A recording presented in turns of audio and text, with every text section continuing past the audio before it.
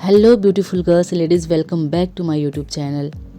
आज का जो हमारा वीडियो है वो है इंगेजमेंट मेकअप के ऊपर। और हमारी ये जो ब्राइड है ना, बहुत ही क्यूट है, बहुत ही ब्यूटीफुल हैं। तो इनको एक चाहिए था बिल्कुल एक बार्बी डॉल के जैसे मेकअप, बिल्कुल सॉफ्ट और नेचुरल सा लुक चाहिए था इनको। तो आइए हम स्टार्ट करते हैं इनका मेकअप। और इनके जो मेकअप का प्रोसेस है, जो प्रोडक्ट्स यूज़ किए हैं, जो सारी चीज़ें हैं वो मैं आपके साथ शेयर करती रहूँगी। तो आइए स्टार्ट करते हैं इनका मेकअप। तो सबसे पहले हमने CTM के बाद में क्लाइंट को वापस से एक बार अच्छे से फेशियल ऑयल यूज़ किया है ताकि स्किन को अच्छे से मॉइस्चराइज किया जा सके। आपको पता है अभी विंटर्स ही चल रहे हैं और ये जो टाइम है ना, इस टाइम में स्किन जो है वो बहुत ड्राई होती है। तो एक चीज़ आपको बता देना चाहते हैं कि जो मेरे क्लाइंट का मेकअप है ना, ये डे का मेकअप है। इनका जो फंक्शन है वो डे का है, तो हम डे के हिसाब से मेकअप कर रहे हैं। तो CTM के बाद अब हम इनको अप्लाई कर रहे हैं प्राइमर। और प्राइमर भी आपको बहुत अच्छे से लेना है क्योंकि अभी ठंडी चल रही है ना, तो ठंडियों में क्या होता है, जो हमारी स्किन होती है वो बहुत ड्राई होती है। तो हमारे बेस और हमारे फेस के बीच में एक सॉफ्ट सा बैरियर ज़रूरी है जो हमारे बेस को स्मूथ बनाता है। तो इसके लिए हम यहाँ पे अप्लाई कर रहे हैं प्राइमर।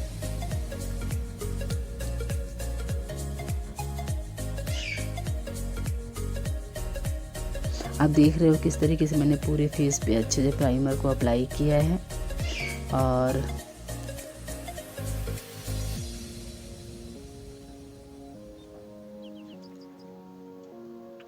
इसके बाद हम कर रहे हैं कलर करेक्शन।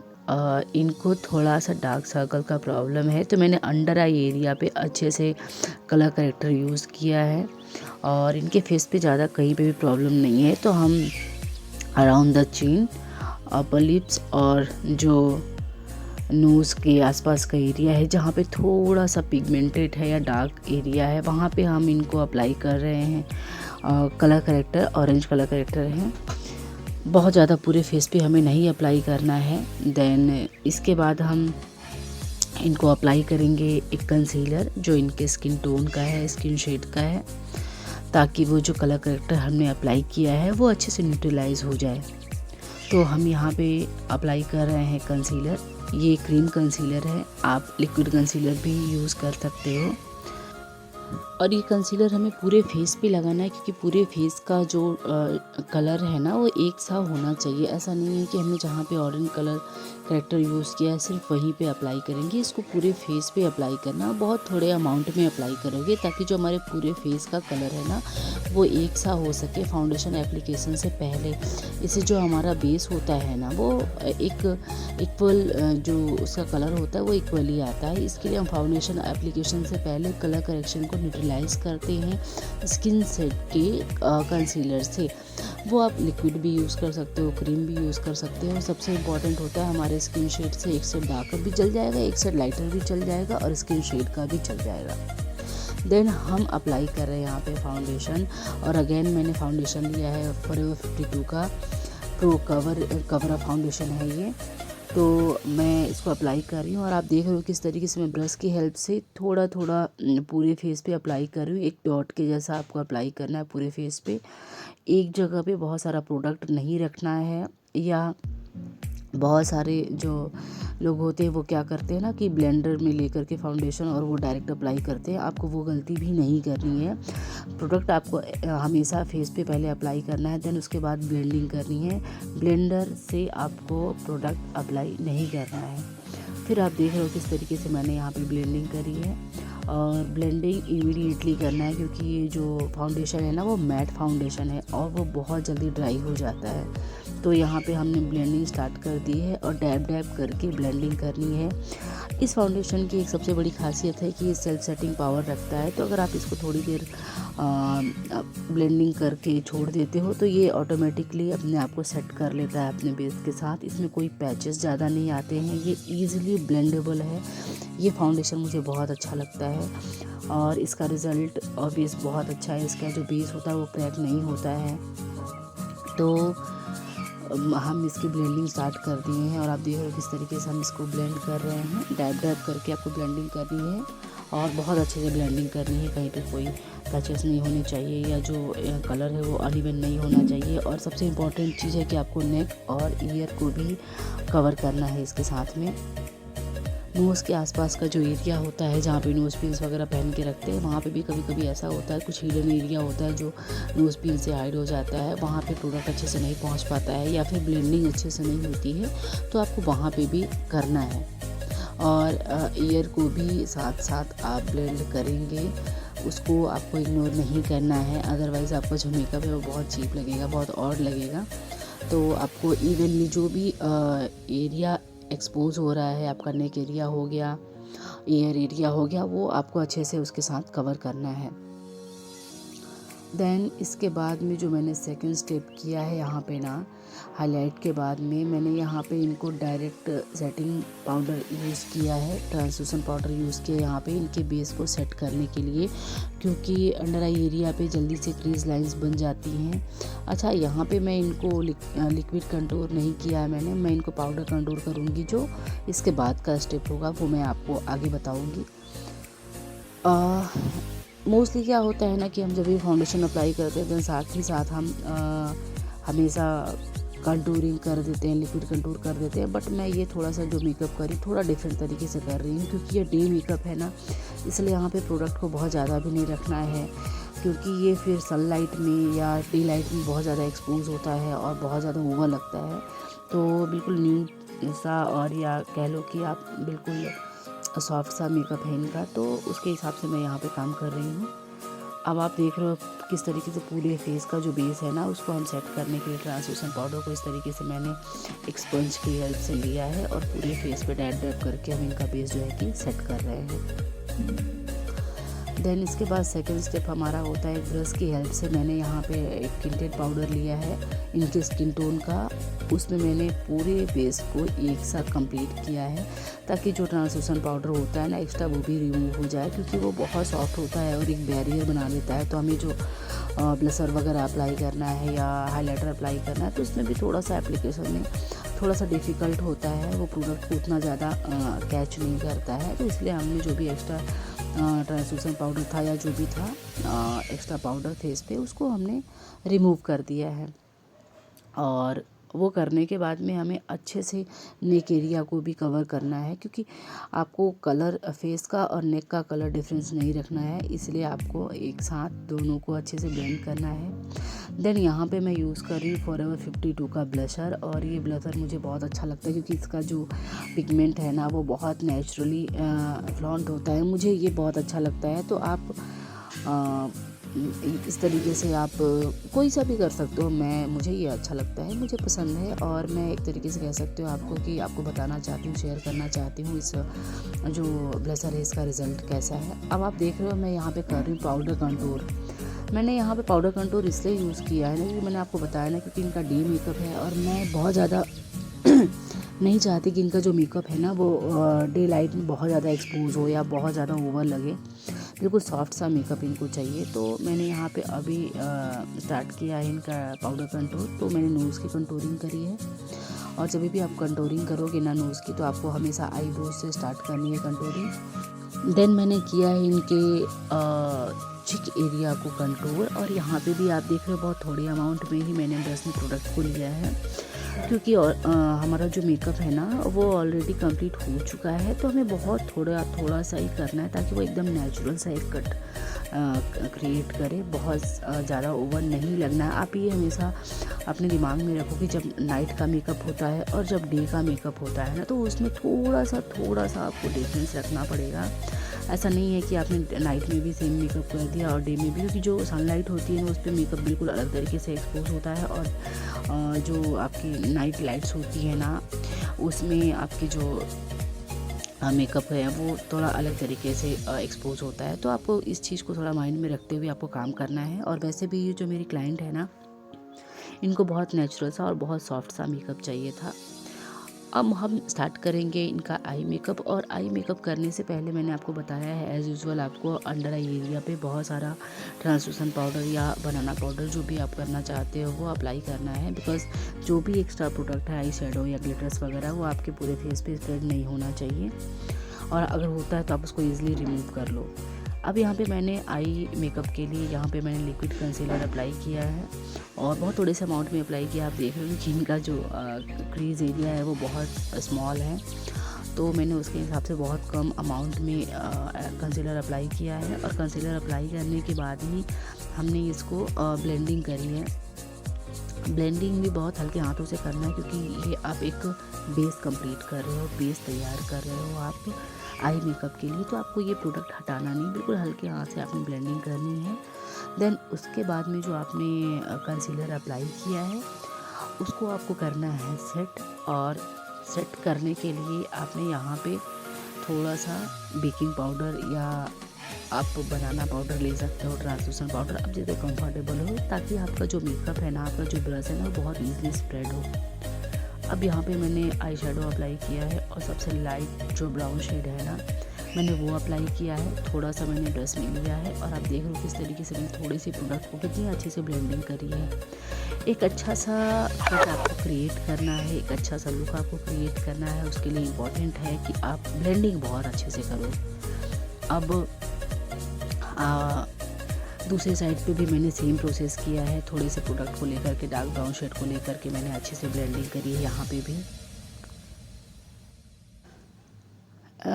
कभी भी आई शेडो का आप जब एप्लीकेशन करते हो ना, तो आपको ब्लेंडिंग बहुत अच्छे से करनी है। ब्लेंडिंग अच्छे से होगी ना, तभी भी जो आपका जो आई इसका जो शेप है, जो शेडो है, वो बहुत अच्छे से क्रिएट होगा। जैसा कि आपने इसका नाम ही है आई शेडो, तो आपको एक शेडो क्रिएट करना है, जस्ट शेडो क्रिएट करना है। ऐसा नहीं कि आपने प्रोडक्ट रख दिया और आपका मेकअप कंप्लीट हो गया, बिल्कुल भी नहीं। आपको एक शेडो क्रिएट करना है और वो आपके ब्लेंडिंग से ही पॉसिबल है। तो एक अच्छी ब्लेंडिंग बहुत इंपॉर्टेंट है। आप देख रहे हो, उसके बाद में मैंने थोड़ा सा डार्क ब्राउन लिया है और उसके बाद उसकी ब्लेंडिंग करी है। देन मैंने यहाँ पे उससे भी ज़्यादा डार्क ब्राउन लिया है। हम कभी भी आई मेकअप पे काम करते हैं ना, तो हम लाइटर से डार्कर की तरफ जाते हैं। तो मैंने जो यहाँ पे थर्ड कलर लिया है वो सबसे डार्क ब्राउन लिया है। और आप देख रहे हो किस तरीके से मैं इसको जो पूरा क्रीज एरिया है उस पर बहुत अच्छे से अप्लाई कर रही हूँ। आउटर और इनर कॉर्नर को भी कवर करते हुए अप्लाई कर रही हूँ। और इसकी ब्लेंडिंग भी आपको उसी तरीके से बहुत अच्छे से करनी है।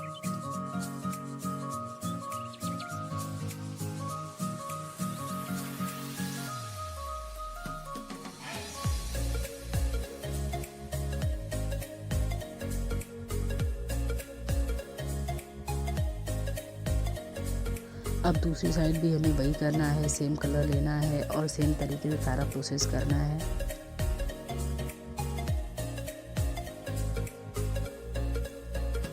इसके बाद मैंने लिया है यहाँ पे ब्लैक कलर और बहुत थोड़ा सा ब्लैक कलर लिया है और सिर्फ जो हमारा आई बॉल एरिया है वहाँ पे मैंने प्रोडक्ट को लगाया है। देन वहाँ से मैंने राउंड करके ब्लेंडिंग स्टार्ट करी है।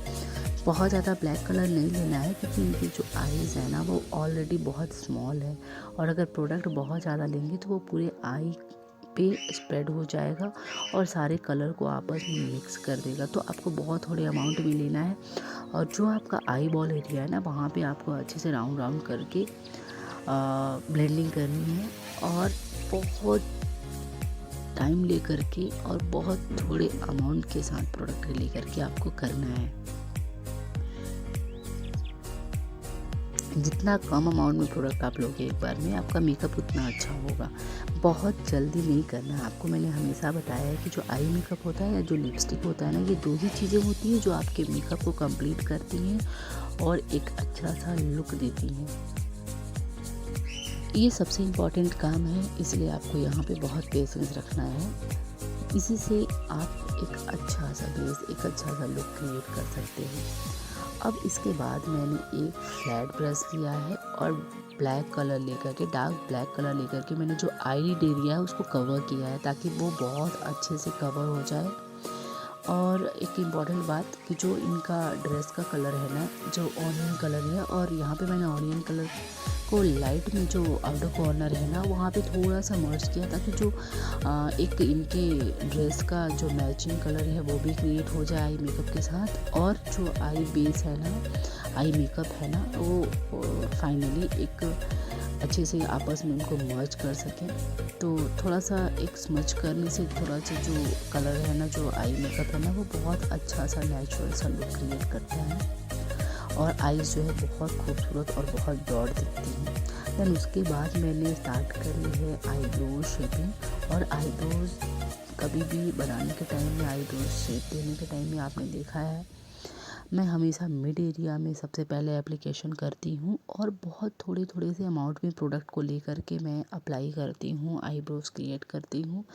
क्योंकि यहाँ पे अगर आपने एक बार में बहुत सारा प्रोडक्ट ले लिया ना, तो ओवर हो जाता है और ओवर होने के बाद में आप ठीक है उसको रिमूव करते हो, that is different matter. But आपको हमेशा जब काम करना है ना, तो सबसे पहले आप एक प्रोफेशनल की तरह और बहुत केयरफुली, बहुत क्लीनली, बहुत अच्छे से काम करोगे। क्योंकि ये इम्पॉर्टेंट होता है कि हमारे जो काम करने का तरीका है ना, वो कितना प्रोफेशनल है।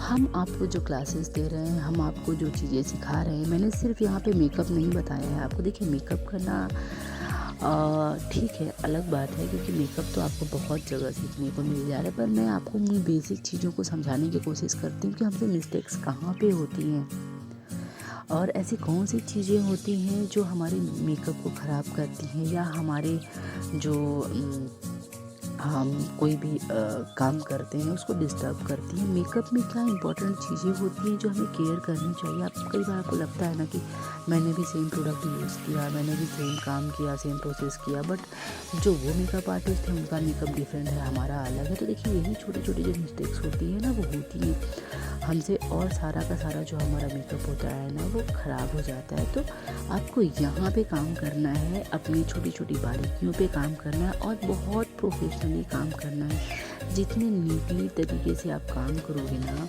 जितना प्रोफेशनल तरीके से आप काम करोगे ना, उतना ही आपका जो मेकअप है ना, वो बहुत प्रोफेशनली लुक करेगा और आपका काम भी डेफिनेटली, आपका काम बहुत अच्छा होगा।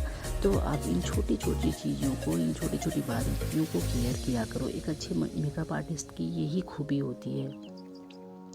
अब हम यहाँ पे इनको अप्लाई कर रहे हैं शिमर, और मैंने इनको बहुत बारीक सा, जो इनका ड्रेस का मैचिंग है ना, ऑनियन कलर का शिमर मैंने अप्लाई किया है इनको। और इसको भी आप देख रहे हो कि मैं थोड़ी थोड़ी से अमाउंट में लेकर के ही इसको अप्लाई किया है, क्योंकि मेरा यही फंडा है कि आप कभी भी काम करते हो ना, स्पेशली जब आई मेकअप करते हो, तो आप यहाँ पे बहुत थोड़े थोड़े अमाउंट के प्रोडक्ट के साथ आपको प्ले करना पड़ता है। ये एक सीरियसली, अब मैं तो इसको गेम ही कहूँगी, ये गेम ही होता है। आपको गेम जीतना है ना, तो हमेशा पेशेंस के साथ और हमेशा अपने माइंड को क्रिएटिव रखो, अपने दिमाग को खुला रखो कि आप क्या कर रहे हो, नेक्स्ट स्टेप आपका क्या होने वाला है, और सोच समझ के आप स्टेप बाय स्टेप अगर काम करते हो ना, तो सीरियसली आपका जो रिज़ल्ट आने वाला है, जो आउटपुट आने वाला है, वो ऑसम होता है। तो आप यहाँ पे देख रहे हो किस तरीके से थोड़े थोड़े से अमाउंट में लेकर के मैंने इनका जो शिमर था वो अप्लाई किया। देन अब हम यहाँ पे अप्लाई करें इनको हाइलाइटर, और हाइलाइटर मैंने यहाँ पे लिया है हुडा ब्यूटी का। ये भी हम थोड़े से अमाउंट में करके ही अप्लाई कर रहे हैं, बिकॉज़ ये जो मेकअप है वो डे मेकअप है, तो स्पेशली इसके लिए मैंने यहाँ पे उस हिसाब से उस चीज़ को ध्यान में रखते हुए अप्लाई किया है कि हमें कितना अमाउंट और कितना ज़्यादा हाइलाइटर यूज़ करना है। क्योंकि जो नाइट मेकअप का हाइलाइटर होता है और जो डे मेकअप का हाइलाइटर होता है, उनमें भी थोड़ा सा डिफरेंस होता है। तो आप देख रहे हो किस तरीके से मैं हाइलाइटर अप्लाई कर रही हूँ। बहुत नेचुरल सा हाइलाइटर है ये, और बहुत सॉफ्ट सा हाइलाइटर है, बहुत ज़्यादा ये तड़क भड़क नहीं करता है। आप डे मेकअप में इसको अप्लाई करोगे थोड़े से अमाउंट में लेकर के, तो आपको बहुत अच्छा रिजल्ट देने वाला है ये। यही छोटी सी चीज़ें होती हैं जो मैं आपके साथ शेयर करना चाहती हूँ, जो मैं आपको बताना चाहती हूँ। ये सबको पता है कि मेकअप में हाइलाइटर लगाते हैं, ब्लशर लगाते हैं, आई शैडो लगाते हैं, बट कैसे लगाते हैं, कितना लगाते हैं और किस टाइम में किस तरीके से यूज़ करना चाहिए, इन बेसिक चीज़ों पे, इन बारीकियों पे अगर आप काम करोगे ना, तो डेफिनेटली आप बहुत अच्छे मेकअप आर्टिस्ट बनोगे और आपका जो काम है ना, वो बहुत अच्छा होने वाला है। तो लोग कहते हैं ना, practice make a man perfect, but मैं कहती हूँ perfect practice make a man perfect. तो हमेशा आपको जब प्रैक्टिस भी करनी है ना तो बहुत परफेक्टली करनी है, क्योंकि आप जितनी मिस्टेक्स करोगे ना वो वापस से रिपीट करोगे, और जितना परफेक्टली आप काम करोगे ना आपका नेक्स्ट स्टेप जो होगा वो और परफेक्ट होगा। तो हमेशा इस बात को याद रखिएगा कि कभी भी आपको प्रैक्टिस भी करनी है तो बिल्कुल परफेक्ट तरीके से करनी है और थोड़े पेशेंस के साथ करनी है। कोई ज़रूरत नहीं है, जल्दबाजी का काम नहीं है। आप किसी के डे को स्पेशल बनाने जा रहे हो तो आपको बहुत अच्छे से टाइम लेना है और टाइम के साथ आपको काम करना है। डेफिनेटली आप बहुत अच्छा काम करने वाले हो। तो आप देख रहे हो किस तरीके से मैं थोड़े अमाउंट में लेकर के मैंने इनका पूरा फेस का हाइलाइटर किया है, और हाइलाइटिंग करने के टाइम में आपको फॉरहेड एरिया को भी इग्नोर नहीं करना है, बिल्कुल भी नहीं। जो भी एरिया थोड़ा सा हाईलाइट होता है, जो एरिया अच्छे से आपको फ्लॉन्ट करना है, वहाँ पे आपको हाइलाइटर ज़रूर यूज़ करना है। देन अब हमने यहाँ पे जो अंडर आई एरिया पे जो पाउडर लगाया हुआ था उसको रिमूव कर रहे हैं, और अब हम अप्लाई करेंगे fake laces. Fake laces apply करने के टाइम में आपको ग्लू लगा करके 10 से 15 सेकंड के लिए उसको होल्ड रखना है, ताकि जो आपका ग्लू होता है वो थोड़ा सा ड्राई हो जाए, जिससे आपकी आईज़ पे जो मेकअप है वो मेल्ट नहीं होता है, लाइनर ख़राब नहीं होता है। तो हमने इनको अप्लाई किया है लेसेस, और ये हमें क्लाइंट को उस टाइम में बोलना है कि अपने आइज़ को एटलीस्ट 2 से 3 मिनट तक एज इट इज़ क्लोज़ करके रखें। अदरवाइज़ आपके जो लेसेस है वो थोड़े से रिमूव हो सकते हैं कॉर्नर से। तो उस टाइम आपको उसको थोड़े टाइम के लिए 2-3 मिनट के लिए आइज़ को क्लोज़ करके रखवाना है क्लाइंट को। ये थोड़ा सा पेशेंस का काम होता है। एक्चुअली क्या होता है ना, क्लाइंट बहुत टाइम से मेकअप लेते थोड़ा सा इरिटेट हो जाता है, बट आपको उनसे थोड़ी सी मस्ती मजाक बातें करती रहनी है, ताकि वो सारा कुछ मेकअप जो है वो एंजॉय करे और वो बहुत कूल होकर के अपना मेकअप कंप्लीट कराएं। इससे क्या होता है कि काम के साथ साथ थोड़ा सा माहौल भी अच्छा सा क्रिएट होता है, क्योंकि आपको पता है जो ब्राइड होती है वो बहुत नर्वस होती है इस टाइम में। उनको अपने मेकअप को लेकर के, ओवरऑल सारे फंक्शन को लेकर के थोड़ी सी नर्वसनेस रहती है। तो आपको उसके साथ थोड़ी सी बातें करती रहनी है, ताकि वो थोड़ा सा उसको एंजॉय करें मेकअप को, और बहुत अच्छे से आपका भी काम हो जाए और उनको भी बहुत अच्छे से एक मेकअप जो है बहुत अच्छे से उनका भी कंप्लीट हो जाए।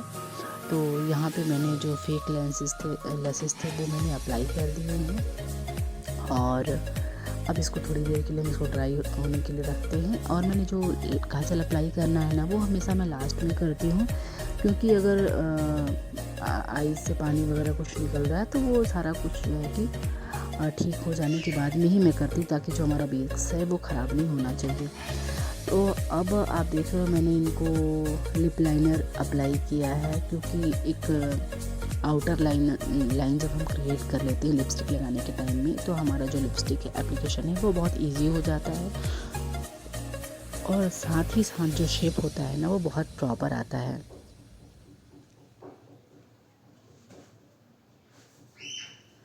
तो हम इनका आउटर लाइन क्रिएट कर रहे हैं, एक शेप क्रिएट कर रहे हैं।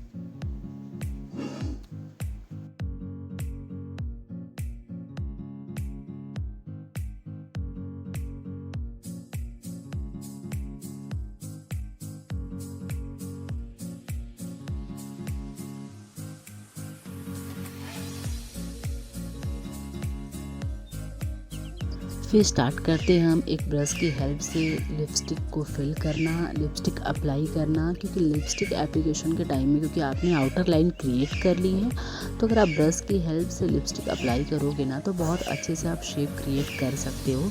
कभी भी डायरेक्ट लिपस्टिक को, देखिए मैं तो मोस्टली मैं कर भी देती हूँ, क्योंकि देखिए एक प्रैक्टिस की बात होती है ना, बट अगर आप यहाँ पे लर्न करने आओ इट मीन्स कि आप एक बिगिनर हो या आपको प्रॉपर तरीका सीखना है, क्योंकि देखिए हमें यहाँ पे रिस्क नहीं लेना है, ठीक है ना।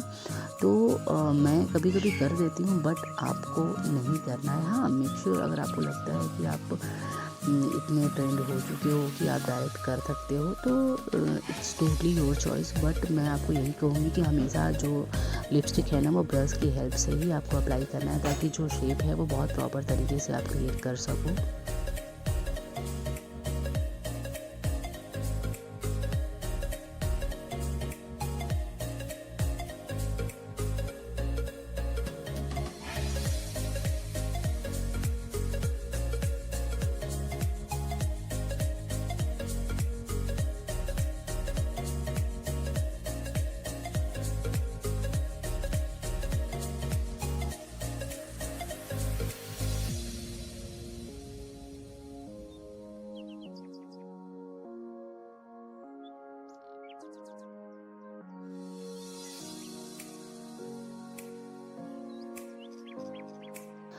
अब हम यहाँ पे इनको अप्लाई कर रहे हैं आईलाइनर, क्योंकि मैंने आईलाइनर पहले नहीं लगाया था क्योंकि इनकी आईज़ थोड़ी हुडी हैं।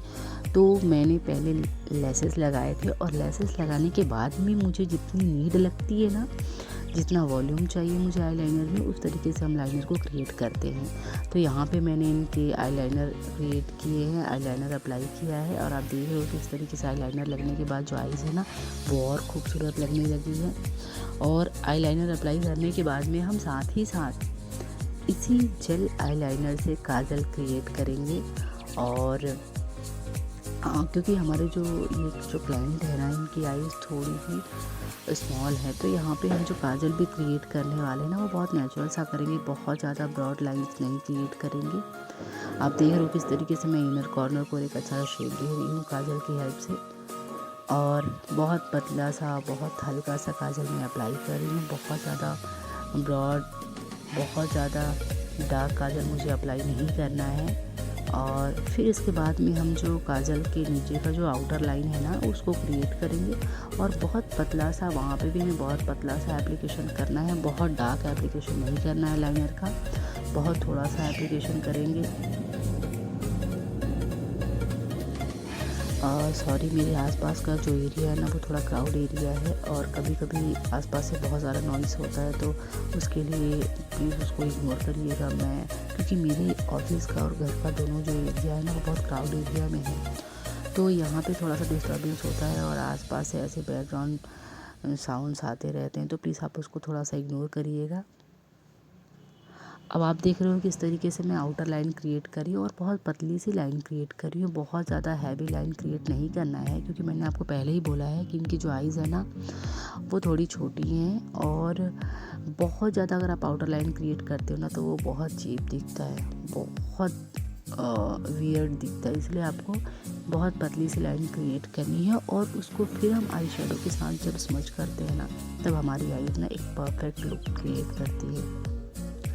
अब आप देख रहे हो यहाँ पे मैं किस तरीके से उसको आई शेडो के साथ मर्ज कर रही हूँ।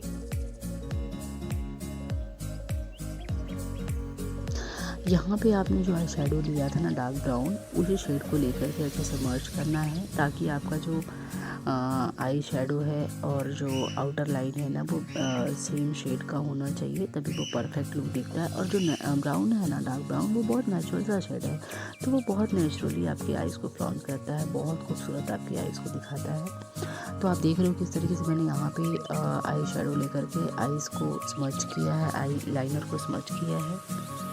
तो जो हमारी क्लाइंट का मेकअप है वो ऑलमोस्ट डन हो चुका है। अब हम आपको इनका फाइनल लुक दिखाएंगे, तो प्लीज़ आप मुझे कमेंट करके ज़रूर बताइएगा कि इनका मेकअप और इनका फाइनल लुक आपको कैसा लगा। और प्लीज़ अगर मेरे चैनल पे पहली बार आए तो प्लीज़ मेरे चैनल को सब्सक्राइब करो, लाइक करो और शेयर करो। मैं अब आपको इनका दिखाती हूँ फाइनल लुक। तो प्लीज़ आप मुझे कमेंट करके ज़रूर बताइएगा कि आपको मेरा मेकअप और मेरा काम कैसा लगता है। मैं वेट करूँगी आपके कमेंट्स का, ढेर सारे कमेंट्स का। और प्लीज़ मुझे ऐसे ही ढेर सारा प्यार देते रहिए, मेरे चैनल को देखते रहिए, मेरे वीडियोस को देखते रहिए। तो मिलते हैं एक नए वीडियो में नए टॉपिक के साथ। आज के लिए इतना ही, टेक केयर, बाय बाय।